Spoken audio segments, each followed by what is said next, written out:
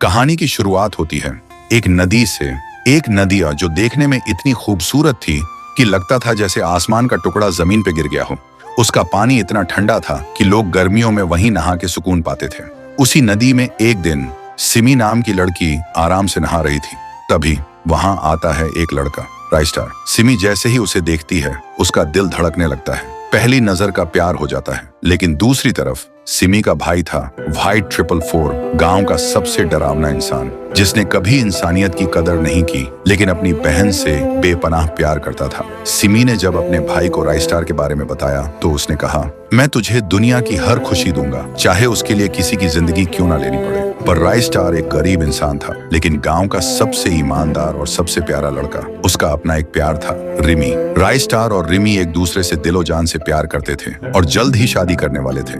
लेकिन भाई 444 जब एक दिन रास्ते से जा रहा था तो उसने एक दुकान के पास राइस्टार और रिमी को एक साथ देखता है। देखते ही उसका दिमाग घूम गया और उसने अपने आदमियों के साथ मिलकर एक खूनी प्लान बनाया, रिमी को किडनैप करने का।